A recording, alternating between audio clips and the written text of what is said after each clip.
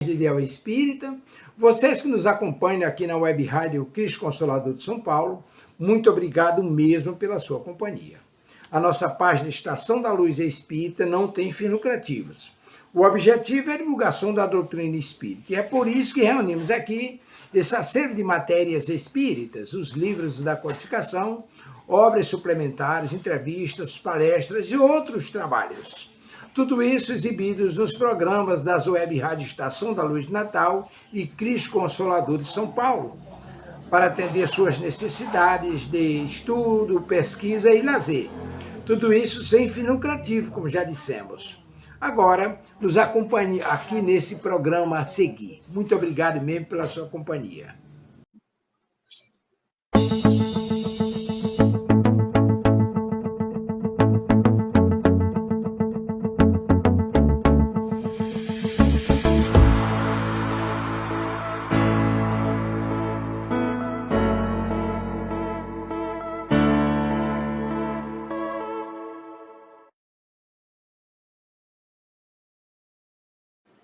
Boa tarde, sejam todos muito bem-vindos a mais um programa da Web Rádio Cristo Consolador.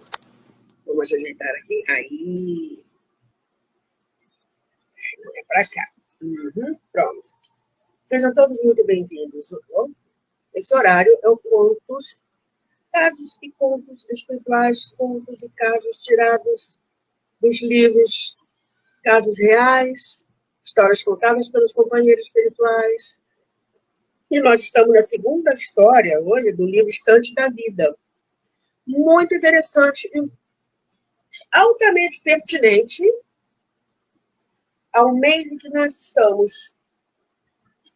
Me ajeitando assim para parecer bonitinha para vocês. Pronto. E para a gente começar bem, vamos fazer a nossa prece. Graças a Deus. Gratidão a Deus acima de tudo pela vida. Gratidão ao Mestre pelo alimento que sustenta a nossa vida, a nossa existência. Gratidão a Maria, mãe, amiga, confidente e conselheira, que socorre aqueles que estão em maior dor. Gratidão. Gratidão aos benfeitores espirituais, que em nome de Jesus, em nome de Maria, em nome de Deus, acima de tudo, estendem as mãos para nós, sejamos nós encarnados ou desencarnados. Que todos possamos refletir um pouco na tarde de hoje. Graças a Deus. Pergunta número 1, como você está se sentindo hoje? Pergunta número 2, a água está por aí? Hoje, além da água,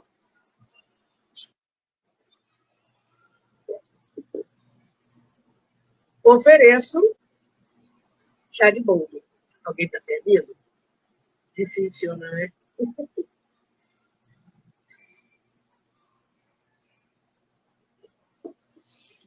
A história de hoje, vou ficar olhando assim para baixo, o livro está aqui apoiado, próximo a onde está o celular. Tá? Então, vamos lá. Essa história é diferente, porque alguém pediu a irmão X que entrevistasse um suicida. Até passou as perguntas para o irmão X para que ele fizesse isso. O irmão X fez. E aí vamos ver. Olha o que ele fala. Vou ajeitar aqui melhor. Aqui vai, meu amigo, a entrevista rápida que você solicitou ao velho jornalista desencarnado como uma suicida comum. Sabe você quanto eu, que não existem casos absolutamente iguais. Para nosso esclarecimento, porém, devo dizer-lhe que se trata de jovem senhora que, há precisamente 14 anos, largou o corpo físico por deliberação própria, ingerindo formicida. Veneno para matar formigas. Nó. Deve ter sido... Não é nada, é crente dos pais. Diriam os mineiros, porque deve ter sido horrível. Tá?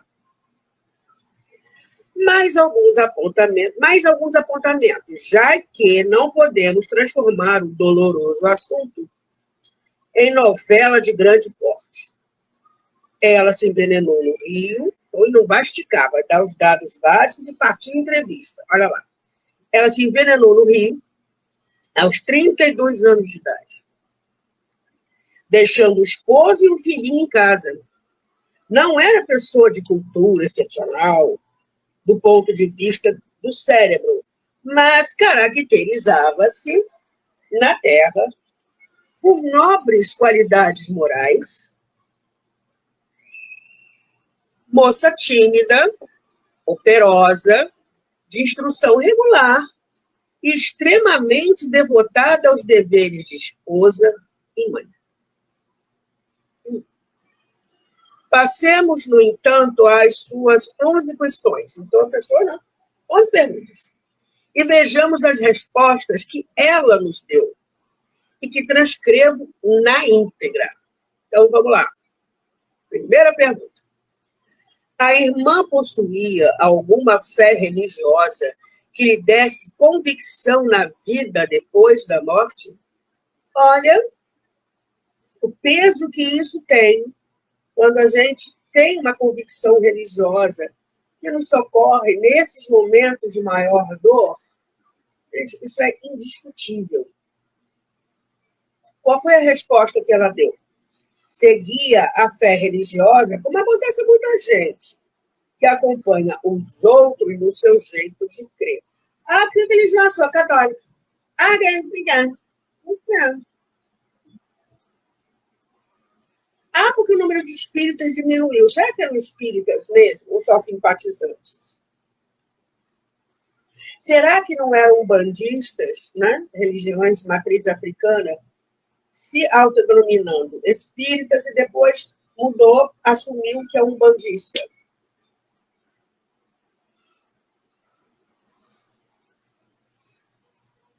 As pessoas chegam na doutrina esperando uma coisa, né, principalmente a nível material, e não é bem assim. Então, o que a maioria das pessoas fala? Qual é a sua religião? Ah, sou católica. Mas pergunta se vai à igreja, se comunga, não. É mais um rótulo social. Hoje em dia, eu acho que está menos difundido. Por isso que ela fala aqui, seguia a fé religiosa, como acontece a muita gente que acompanha os outros no jeito de crer. Na mesma situação com que se atende aos caprichos da moda. Vou explicar isso, não?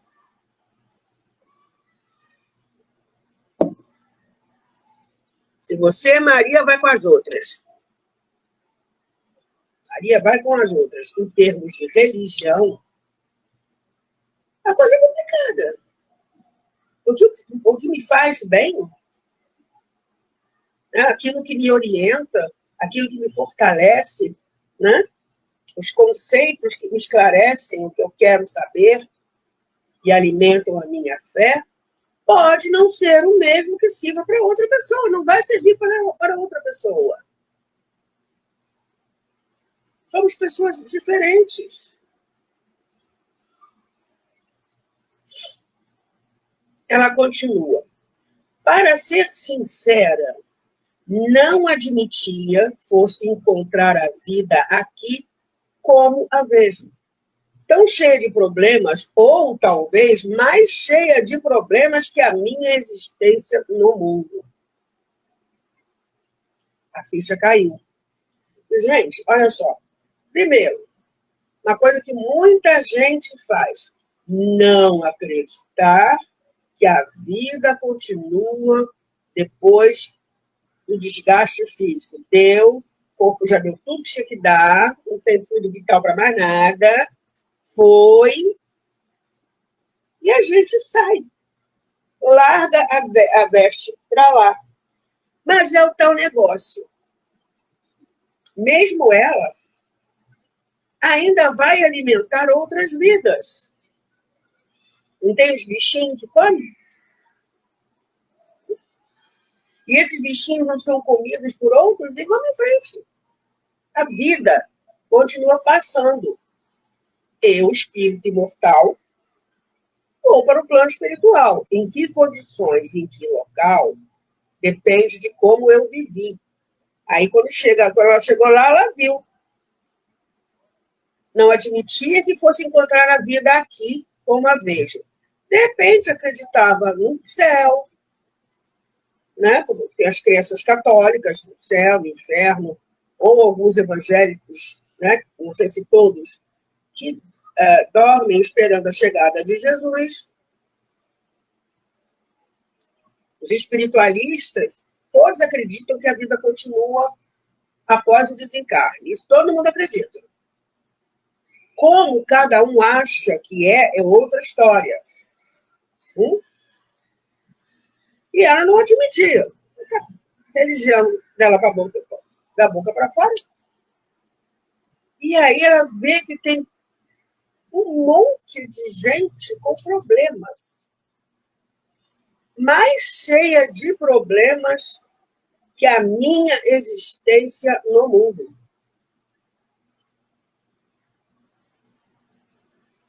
E aí ela vê que o problema que a levou a se suicidar, de repente, era... Vamos ver. Segunda pergunta.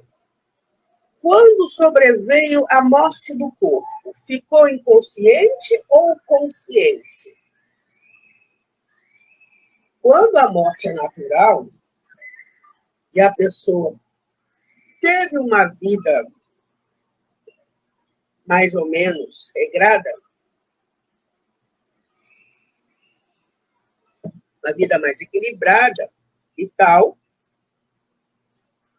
a pessoa apaga, né? No momento do desencarne. Que ela precisa deixar isso que está aqui e se readaptar em casa de novo. Mas tem gente que não consegue, que fica consciente mesmo. E aí, quando sobreveio a morte do corpo, ficou inconsciente ou consciente? Não conseguia sequer mover um dedo. Perdeu o controle do corpo físico totalmente. Mas, por motivos que ainda não sei explicar, permaneci completamente lúcida e por muito tempo. Ah, meu Deus. Ela não, né, suicida, não dorme, né? Permanece lúcida. Aí que está o problema. Chega no plano espiritual, toma um choque. Estou morto, estou vivo. Olha para si mesmo, vê igualzinho ao campo físico, que é o perispírito. No entanto, tenta falar com outras pessoas, ninguém escuta. Fica preso ainda, né? Ali o que está acontecendo. Porque uma coisa é durante o desencarne, os técnicos da espiritualidade, irem devagarinho, soltando o perispírito, bonitinho, do pé. Aí a primeira coisa que se esfria é o pé, né? Pé, a perna. Então vai soltando, tal, até chegar no cordão de prata, que é a última coisa que é solta, né? O espírito já está fora do corpo, o perispírito já, a essa altura já foi reconstituído, mas ainda falta o cordão de prata, que ainda liga ao corpo físico. E a última coisa, dependendo da pessoa, pode levar mais horas. Daí a importância do velório e da conduta dentro do velório. Você não sabe se a criatura não está por aí? Está com o pé no plano espiritual, mas ao mesmo tempo está acompanhando tudo que está acontecendo. E os suicidas ficam magneticamente ainda presos ao corpo. Quer ver? Então, ela não conseguia mover um dedo, o corpo não mexia, mas ainda não tinha chegado a esse nível de conhecimento, permaneci completamente lúcida e por muito tempo. Então, nós já sabemos que, por causa do desencarne forçado, 32 anos,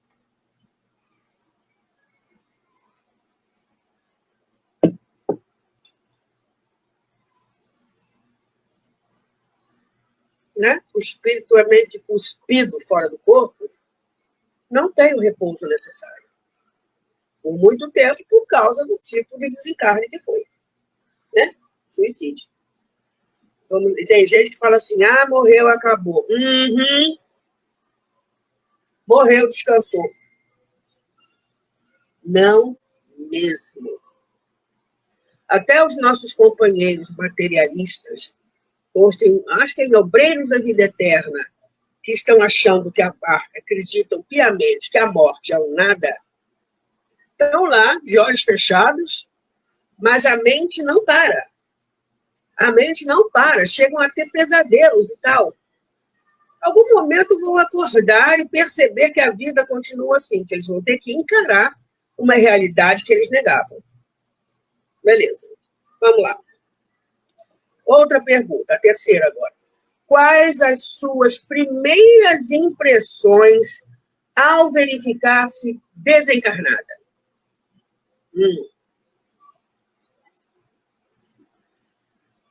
Dependendo, né, de cada espírito,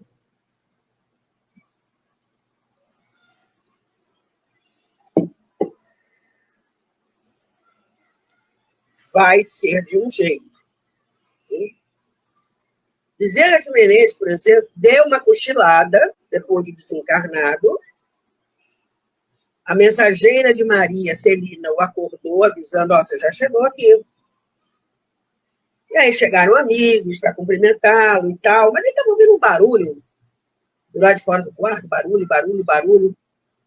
E aí Celina o parou até a sacada e ele viu uma multidão rindo e chorando, com lencinhos, Bezerra. Ela vira-se para a Celina e pergunta assim, quem são? Eu não conheço nenhum deles, não conheço ninguém. E ela responde que foi todos aqueles a quem Bezerra havia ajudado e foram recepcioná-lo na chegada da vida maior. Aí nós vamos para o outro extremo, e foi como a nossa companheira chegou no plano espiritual. Espia. Estou olhando aqui para baixo, que ele está apoiado aqui, tá? Ao lado de terríveis sofrimentos, porque o suicida retém as sensações do momento do desencarne. Fica ressentindo aquilo até que cada caso é um caso, mas vamos pegar a média, como está lá no Memórias de um Suicida, o fluido vital se esgote. Havia uma reserva ali. E é preciso que essa reserva se esgote. Então, ele fica ressentindo tudo, ao lado de terríveis sofrimentos, porque deve ter queimado tudo, todo o tubo gástrico, o aparelho digestório. Um remorso indefinível tomou conta de mim. André Trigueiro, certa vez, comentou que ele tinha entrevistado alguém que havia sobrevivido ao suicídio. Acho que foi de uma queda. E ele perguntou o que você sentiu, o que você pensou nessa hora. A criatura se arrependeu, mas já estava caindo.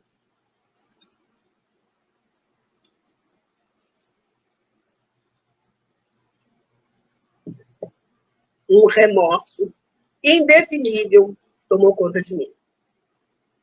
Ouvia os lamentos de meu marido e de meu filho pequenino. Olha só, debalde gritando também a suplicar socorro. Ela gritando por socorro, o marido e o filho, todo mundo desarvorado ali. Quando o rabecão me arrebatou o corpo imóvel. Tentei ficar em casa, mas não pude. Tinha a impressão de que eu jazia amarrada ao meu próprio cadáver pelos nós de uma corda grossa, magnetismo entre ela, espírito, e o corpo físico que tinha sido dela. Há laços muito fortes ainda que nos ligam ao nosso corpo físico. Por isso, os técnicos da espiritualidade trabalham, não é? Soltando as coisas direitinho, bonitinho, com tempo, com calma. E ainda vem o velório, mas ela não. O magnetismo tinha a impressão de que eu jazia amarrada ao meu próprio cadáver pelos nós de uma corda grossa. Sentia em mim um fenômeno de repercussão que não sei definir, todos os bates do corpo no veículo em correria. Estava ligado aí no corpo físico, né, mentalmente. Então, a sensação ainda chegava a ela, perispiritualmente. Atirada com ele, ela foi jogada com ele, ela foi parar no INL. INL é triste, pelo amor de Deus. Atirada com ele, o corpo, a um compartimento do necrotério, chorava de enlouquecer. Depois de poucas horas, notei que alguém me carregava para a mesa de exame. Vi-me desnuda de chofre e tremi de vergonha. Mas a vergonha fundiu-se no terror que passei a experimentar ao ver que 2 homens moços me abriam o ventre sem nenhuma cerimônia, embora o respeitoso silêncio com que se davam à pavorosa tarefa. IML, fazer a exumação do cadáver.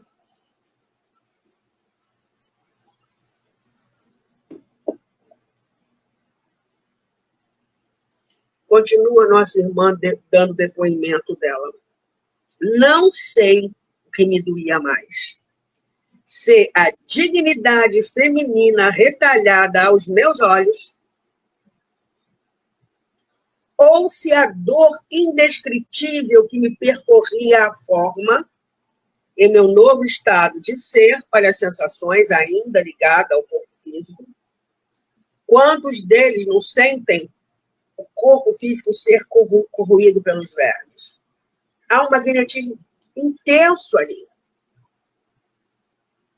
Vamos lembrar que o perispírito foi ligado, nosso perispírito é ligado a cada uma das nossas células, molécula a molécula, ligação atômica.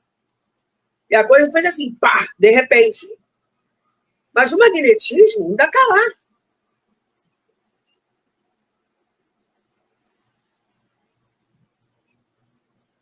Então, não sei o que me doía mais, se a dignidade feminina retalhada aos meus olhos, ou se a dor indescritível que me percorria a forma de meu novo estado de ser, quando os golpes do instrumento cortante me rasgavam a carne, tudo repercutindo. Misericórdia.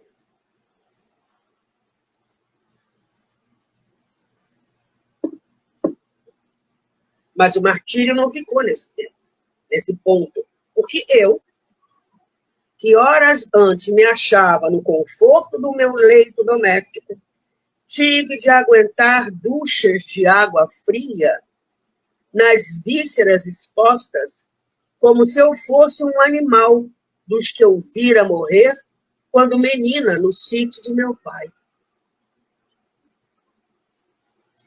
Então, clamei ainda mais por socorro, mas ninguém me escutava, nem via. Será que dá para imaginar essa situação? entender. O Camilo Castelo Branco, no Memória de um Suicida, fala que não há palavras no nosso vocabulário para entender com clareza tudo o que é passado nesse momento pelos suicidas. Outra pergunta. Recorreu à prece no sofrimento? Sim, mas orava à maneira dos loucos desesperados, sem qualquer noção de Deus.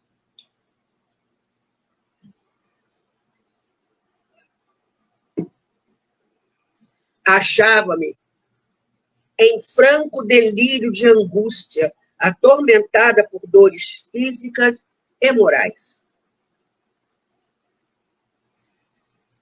Além disso, para salvar o corpo que eu mesma destruíra, a oração era um recurso de que lançava a mão muito tarde.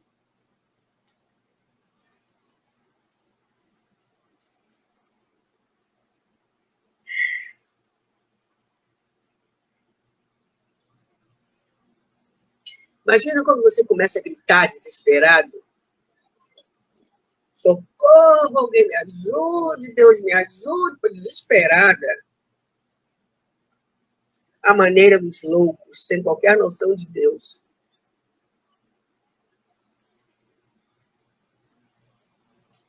Infelizmente, na consequência, lei de causa e efeito. Para passar por tudo isso é um inferno. Vamos combinar. Mas é uma consequência lógica, infelizmente. Por isso, as pessoas que partem antes do tempo, por conta própria, não sabem o que fazem. Continuando aqui. Outra pergunta. Encontrou amigos ou parentes desencarnados em suas primeiras horas no plano espiritual? Hoje sei que muitos deles procuravam auxiliar-me, mas inutilmente, porque a minha condição de suicida me punha em plenitude de forças físicas. As energias do corpo abandonado como que me eram devolvidas por ele. E me achava tão materializada em minha forma espiritual quanto na forma terrestre. E aí vem a confusão. Morri, não morri, morri, não morri. E o Camilo conta como tem fluido vital, digamos, a pessoa, que nossa amiga desencarnou por conta própria aos 32. Mas tinha uma reserva de fluido vital para ir até os 80. Enquanto essa reserva de fluido vital não se esgotar totalmente, o cordão de prata foi rompido. Imagina um fio elétrico, aquelas fiações todas, né, que você descasca um fio assim para consertar um abajur. Tem aquele monte de filamento, né? Pois é. Imagina dali continuar saindo eletricidade. Mais ou menos assim o cordão de prata. E enquanto isso não esgotar, eles vão continuar. Ele só desmaiou, digamos assim, apagou no Vale dos Suicidas, Camilo, quando o fluido dele esgotou.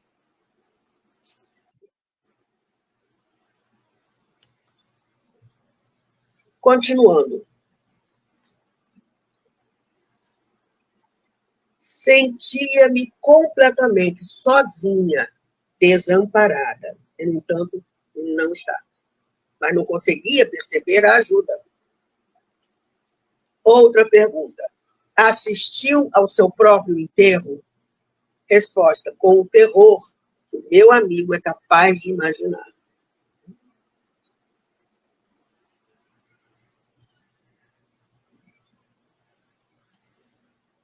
Outra pergunta. não havia espíritos benfeitores no cemitério? O cemitério está assim de espírito do bem, que não é do bem, espíritos ainda presos ao corpo físico. Então, não havia espíritos benfeitores no cemitério? Resposta: sim, mas não poderia vê-los. Estava mentalmente cega de dor. Sentia-me sob a terra, sempre ligada ao corpo, como alguém a se debater num quarto abafado, lodoso e escuro. Misericórdia. Isso, né? Eles falam, presos ao corpo ainda. Camilo passou um tempão no cemitério. O que aconteceu em seguida? Vamos ver. Até agora, não consigo saber quanto tempo estive na cela do sepulcro, seguindo, hora a hora, a decomposição de meus restos. Houve, porém, um instante em que a corda magnética cedeu e me vi libertada. Pus-me de pé sobre a cova. Reconhecia-me fraca, faminta, sedenta, dilacerada. Não havia tomado posse de meus próprios raciocínios. Ainda estava meio, né, perdida, quando me vi cercada por uma turma de homens que, mais tarde, vinha a saber serem obsessores cruéis. Foi pega. Ah, meu Deus. Camilo descreve quando os suicidas são arrebatados, né, pelos lanceiros de Maria, são levados para o Vale dos Suicidas, é a melhor coisa que pode acontecer, para, assim como ela, não cair na mão de obsessores cruéis. Aí pode rolar zoantropia, ou hipnose. Eles podem ser colocados perto de alguma outra pessoa que está passando por um processo obsessivo encarnado, para piorar ainda mais o quadro. E no caso dela, espírito feminino, deram-me voz de prisão. Um deles me notificou que o suicídio era falta grave, que eu seria julgada em corte de justiça e que não me restava outra saída senão acompanhá-los ao tribunal. Obedeci. Para logo fui por eles encarcerada em tenebrosa furna, onde pude ouvir o choro de muitas outras vítimas.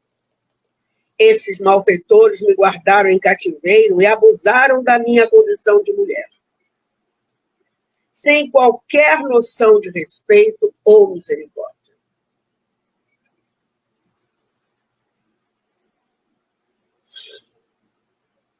Somente após muito tempo de oração e remorso, obtive o socorro de espíritos missionários que me retiraram do cárcere, depois de enormes dificuldades, a fim de me internarem num campo de tratamento.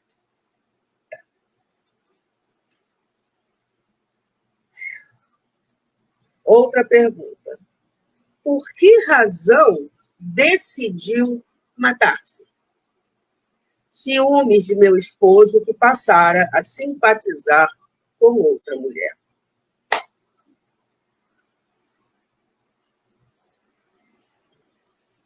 Aí fica difícil, né? Bem difícil.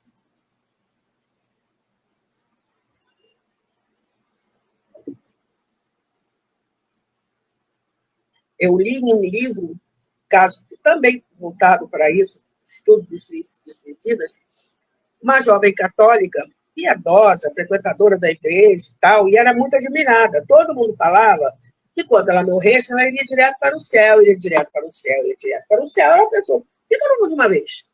E se matou. Não só não foi para o céu, quando ela ainda conseguia ver a mãe, que ela era rimo da mãe, passar por penúrias imensas, sem que ela pudesse fazer nada. Vamos à pergunta, estamos quase no final. Julga que a sua atitude lhe trouxe algum benefício? Apenas complicações. Após 6 anos de ausência, ferida por terríveis saudades, obtive permissão para visitar a residência que eu julgava como sendo minha casa no Rio. Tremenda surpresa. Em nada adiantar o suplício. Meu esposo, moço ainda, necessitava de companhia e escolhera para a segunda esposa a rival que eu abominava. Ele e meu filho estavam sob os cuidados da mulher que me suscitava ódio e revolta. Sofri muito em meu orgulho abatido. Desesperei-me. Auxiliada pacientemente, contudo, por instrutores caridosos, adquiri novos princípios de compreensão e conduta. Estou aprendendo agora a converter aversão em amor. Comecei procedendo assim por devotamento ao meu filho, a quem ansiava estender as mãos, e só possuía, no lar, as mãos dela, habilitadas a me prestarem semelhante favor. A pouco e pouco, notei-lhe as qualidades nobres de caráter e coração, e hoje a amo, deveras, por irmã de minha alma. Graças a Deus, ela conseguiu fazer isso. Como pôde observar, o suicídio me intensificou a luta íntima e me impôs de imediato duras obrigações. Última pergunta. Que aguarda para o futuro? Tenho fome de esquecimento e paz. Trabalho de boa vontade em meu próprio burilamento. E qualquer que seja a aprovação que me espere é reencarnar. Suicida para reencarnar, dá uma mão de obra. Então, qualquer que seja a aprovação que me espere nas corrigendas que mereço, rogo à compaixão divina me permita nascer na terra outra vez, quando então conto retomar o ponto de evolução em que estacionei para consertar as terríveis consequências do erro que cometi. Só que não é assim. Vou reencarnar. Há que haver todo um preparo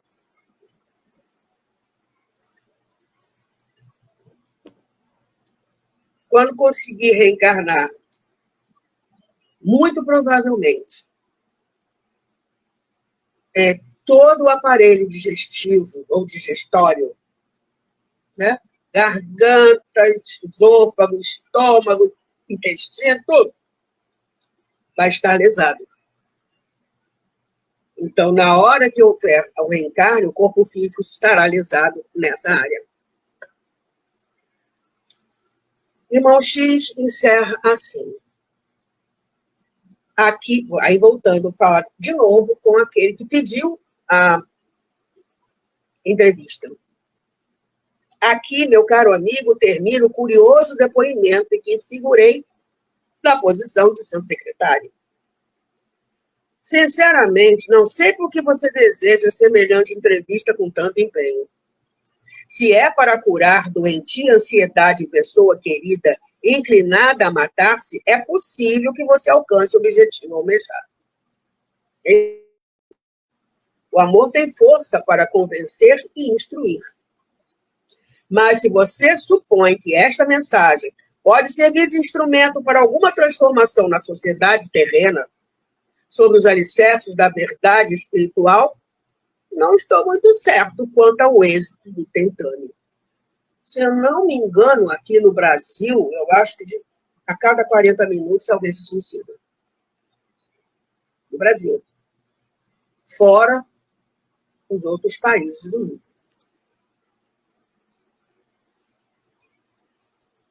Então, ele fala que não dá é para explicar para o resto da sociedade?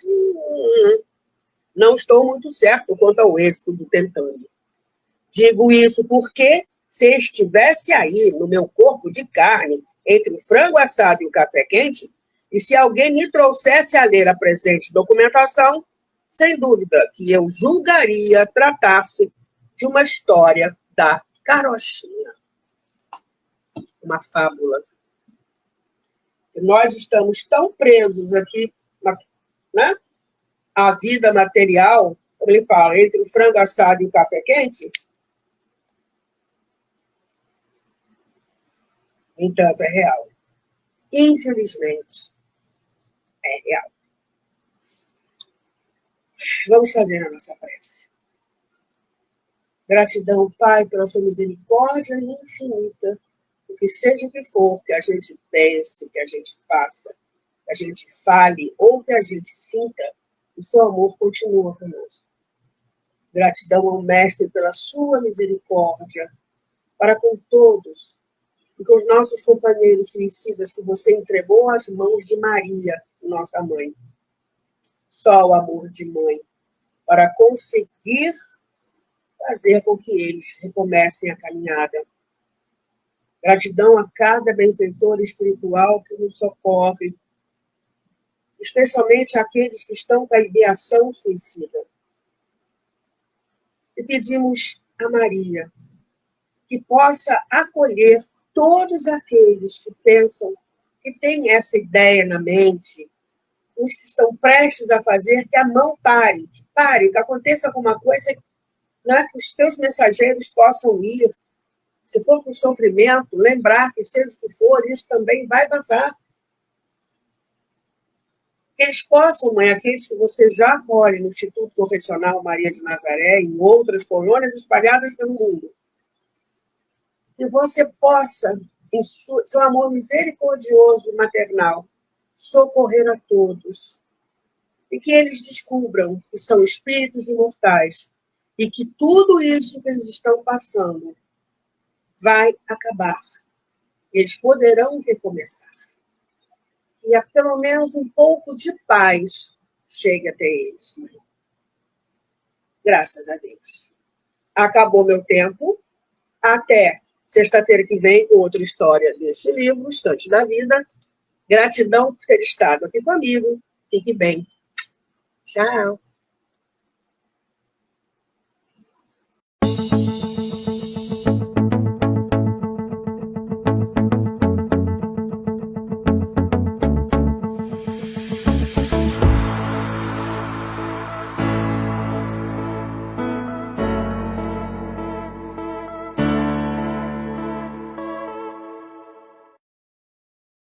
Chegamos ao final do nosso programa. Muito obrigado por ter nos acompanhado nesse trabalho e aguardo você na próxima atração.